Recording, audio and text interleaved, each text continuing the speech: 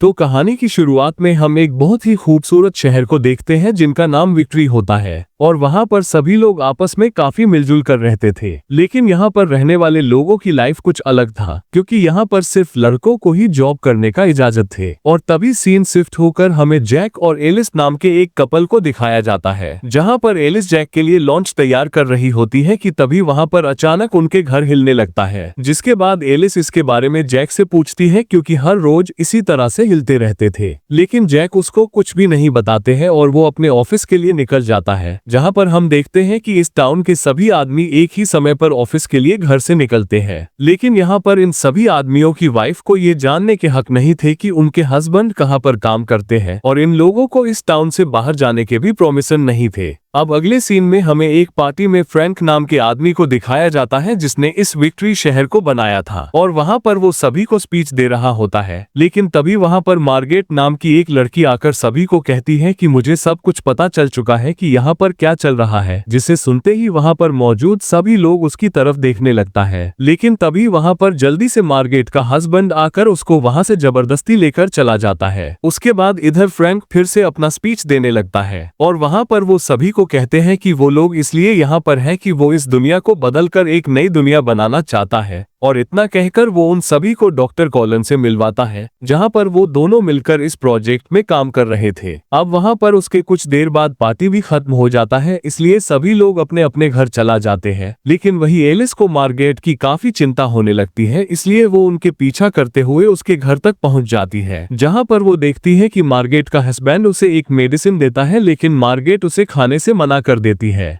जिसे देखकर एलिस को कुछ भी समझ में नहीं आता, इसलिए वो वापस अपने घर चली जाती है। और तभी सीन शिफ्ट होकर हमें एक महल में बहुत सारी लड़कियों को दिखाया जाता है, जहां पर वो लोग मार्गरेट के बारे में बातें कर रही होती है। और यहाँ पर हमें पता चलता है कि एक दिन मार्गरेट को आसमान में कुछ चीजें नजर आया, जिसे देखते ही वो अपने बेटे के साथ उसके पीछा करते हुए एक रेगिस्तान में चली गई। लेकिन तभी वहां पर वो अचानक बेहोश हो गई, मगर उसके कुछ देर बाद जब उसे होश आया तो उसके बाद से उसको अपने बेटा कभी नहीं मिला। उसके बाद उसी दिन से वो काफी ज्यादा डिस्टर्ब रहने लगी है। ये सुनकर एलिस को काफी अजीब लगता है। अब उसके बाद वो सभी लड़कियों एक बस में बैठ जाती है, जहां पर एलिस भी होती है, और कुछ दूर जाने के बाद वो सभी लड़कियों उस बस से उतर जाती है। लेकिन एलिस नहीं उतरती, क्योंकि उसे अभी पूरा शहर घूमना था, जिसकी वजह से वो बस में ही बैठी रहती है। लेकिन जब ये लोग काफी सुनसान रास्ते से गुजर रहे होती है कि तभी एलिस और बस के ड्राइवर को एक प्लेन क्रैश होता हुआ दिखाई देता है, जिसे देखते ही एलिस ड्राइवर को उस प्लेन क्रैश हुए जगह पर चलने को कहती है, ताकि वो लोग वहां पर बचे हुए लोगों की मदद कर सके। लेकिन यहाँ पर बस ड्राइवर वहां पर जाने से मना कर देता है और वो उसे कहता है कि उस रेगिस्तान में किसी लड़कियों का जाना अलाउड नहीं है। मगर एलिस उसकी बातों को इग्नोर करके उस बस से उतरकर अकेले ही उस रेगिस्तान की तरफ जाने लगती है। लेकिन यहाँ पर एलिस उस प्लेन को ढूंढते हुए काफी आगे तक निकल जाती है, जहाँ पर लड़कियों को जाना मना था। अब वो चलते चलते कुछ दूर पहुंच जाती है, जहाँ पर उसे रास्ते में विक्ट्री शहर का हेडक्वार्टर दिखाई देता है। इसलिए वो जल्दी से वहां पर जाकर उसके दरवाजा को टच करती है, तो उसे वहां पर एक जोरदार झटका लगता है। उसके बाद वो वहीं गिरकर बेहोश हो जाती है, और अगले सुबह जब उसकी आंख खुलती है तो वो खुद को अपने घर में पाती है, जहाँ पर जैक पहले से ही घर आके उसके लिए खाना तैयार कर रहे थे, जिसे देखकर उसे लगता है कि ये सब उसने एक सपना देखी थी। अब अगली दिन जब एलिस घर पर होती है तो तभी वहां पर मार्गरेट ने उसे कॉल करती है और उनसे कहती है कि तुमने जो कुछ भी देखी थी वो कोई सपना नहीं था। इतना कहकर मार्गरेट ने फोन रख देती है, मगर इधर एलिस को कुछ भी समझ में नहीं आ रहा होता है कि उसके साथ क्या हो रहा है। उसके बाद एलिस जब डांस क्लास में होती है कि तभी उसे वहां पर मार्गरेट की परछाई दिखाई देती है, जिसे देखकर उसे कुछ ठीक नहीं लगता, इसलिए वो जल्दी से मार्गरेट के पास जाती है। लेकिन मार्गरेट अपने घर के ऊपर होती है, जिसे देखते ही एलिस उसे बचाने के लिए भागती हुई मार्गरेट की तरफ जाती है। लेकिन तब तक मार्गरेट ने अपने गला काट लेती है, और तभी वहां पर कुछ लोग आके उसको पकड़कर वहां से ले जाते हैं। अब इतना सब कुछ देखने के बाद एलिस काफी ज्यादा डिस्टर्ब हो जाती है। इसी वजह से एलिस और जैक के बीच झगड़ा भी हो जाता है, जिसके बाद जैक उसे कहता है कि तुम्हारी तबीयत कुछ ठीक नहीं है, इसलिए मैं तुम्हें कल डॉक्टर को दिखाने के लिए ले जाना पड़ेगा। अब अगले सुबह होते ही जैक एलिस को डॉक्टर के पास लेकर जाता है, जहाँ पर डॉक्टर एलिस की पूरी तरीके से चेकअप करता है और उसे कुछ दवाई भी लिख कर देता है। लेकिन तभी एलिस की नजर उस डॉक्टर के बैग पर पड़ती जाती है जहां पर मार्गेट की एक फाइल पड़ी हुई थी, जिसे देखते ही एलिस उस बैग से चुपके से उस फाइल को निकाल लेती है। लेकिन डॉक्टर को इसके बारे में कुछ पता नहीं चलता और वो वहां से चला जाता है। उसके बाद एलिस वो फाइल को देखने लगती है जहां पर उसे बहुत ही अजीब अजीब बातें पता चलती है, जिसे देखकर वो काफी हैरान हो जाती है, मगर फिर भी ये बात वो किसी को नहीं बताती। अब रात होने के बाद जैक एलिस को लेकर एक पार्टी में जाता है जहां पर सभी लोग आए थे, और तभी वहां पर फ्रैंक सभी से कहते हैं कि जैक का प्रमोशन कर दिया गया है, जिसे सुनकर सभी लोग काफी खुश हो जाती है। इसलिए फ्रैंक उसको डांस करने के लिए आगे बुलाता है, जिसे सुनकर जैक भी आगे जाकर बहुत अजीब तरीके से डांस करने लगता है। लेकिन ये सब देखकर एलिस को अच्छा नहीं लगता, इसलिए वो वहां से चली जाती है।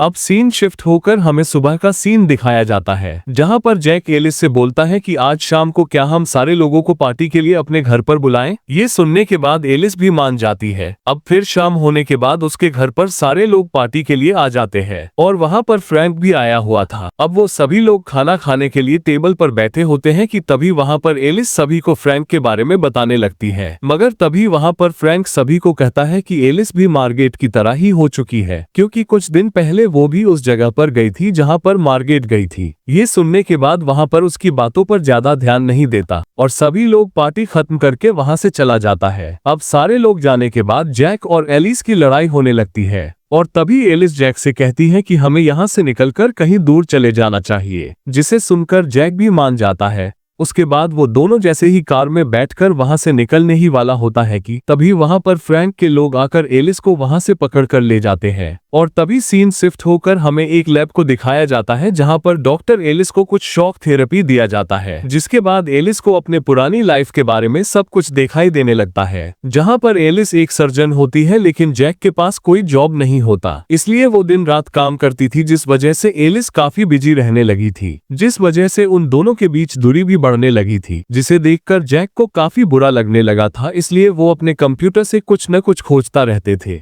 और इसी बीच एक दिन उसे विक्ट्री प्रोजेक्ट के बारे में पता चलता है, जहां पर फ्रैंक उसको सब कुछ बताता है कि वो अपने वाइफ को हमेशा खुश रख सकती है। और तभी सीन शिफ्ट होकर हमें जैक और एलिस को दिखाया जाता है, जो कि अपने कार से उतरती है, और वहां पर जैक सबको कहता है कि एलिस थोड़े दिनों के लिए बीमार हो गई थी और अब वो लौटकर फिर से इसी टाउन में रहने के लिए आ गई है, जिसके बाद सारे लोग उसका खुशी खुशी वेलकम करते हैं। और जब वो दोनों अपने घर पर होते हैं कि तभी वहां पर जैक ने एक गाना बजा लेता है, जिसे सुनने के बाद एलिस को धीरे धीरे सब कुछ याद आने लगता है। और तभी कहानी फ्लैशबैक में जाता है, जहां पर हमें पता चलता है कि जब जैक को इस विक्ट्री प्रोजेक्ट पता चला था, तभी उसने डॉक्टर कॉलिंस और फ्रैंक से बात करके विक्ट्री प्रोजेक्ट के लिए साइन किया था, ताकि वो अपने वाइफ को हमेशा के लिए खुश रख सके। असल में ये विक्ट्री प्रोजेक्ट एक वर्चुअल दुनिया थी, जहां पर वहां के जितने भी लड़कियों थी वो सब एक प्रोग्रामिंग थे, और यहाँ पर जैक ने भी एलिस की परमिशन के बिना ही उसको बेहोश करके विक्ट्री प्रोजेक्ट की वर्चुअल दुनिया में भेज दिया था। लेकिन इस वर्चुअल दुनिया के भी कुछ रूल्स थे, जैसे कि यहाँ पर जितने भी आदमी थे वो सब हर रोज एक फिक्स टाइम में ऑफिस के लिए निकलना पड़ता था। असल में वो सभी लोग अपने ऑफिस में नहीं बल्कि असली दुनिया में जाते थे, ताकि वो लोग बेहोशी में पड़ी हुई अपने वाइफ को खाना पानी दे सके। और वही एलिस को हमेशा जो गाना सुनाई देती थी वो असल में जैक ने गाया करता था, जहां पर वो असली दुनिया में आकर एलिस के साथ बैठकर पूरे समय बिताते थे। लेकिन अब एलिस को ये सब पता चल चुका था, इसलिए वो जैक से दूर होकर भागने लगती है। लेकिन फिर भी जैक उसको समझाने की कोशिश करता है और उसको गले लगाकर उसे माफी मांगने लगता है, मगर एलिस उसकी बात नहीं मानती और इसी बातों को लेकर उन दोनों के बीच झगड़ा होने लगती है। लेकिन तभी वहां पर एलिस जैक के सर पर गिलास से मार देती है, जिस वजह से जैक की मौत हो जाता है, जिसे देखकर उसे कुछ भी समझ में नहीं आता कि अब वो क्या करे। लेकिन तभी वहां पर फ्रैंक की वाइफ आ जाती है और वो उसे यहाँ से भागने के लिए कहती है, क्योंकि अगर एक बार कोई व्यक्ति वर्चुअल दुनिया में खत्म हो जाता है तो वो रियल लाइफ में भी खत्म हो जाता है। इसलिए अगर इसके बारे में विक्ट्री प्रोजेक्ट वालों को पता चल गया तो वो लोग भी तुम्हें मार देगा, क्योंकि इस प्रोग्राम में आगे अनप्राइमरी कंज्यूमर सिर्फ जैक ने ही साइन अप किया था, इसलिए वो मर गया तो यहाँ पर तुम्हारी कोई जरूरत नहीं है। जिसे सुनते ही एलिस जल्दी से बाहर निकलती है, जहां पर उसके पूरे बॉडी में खून लगे हुए थे,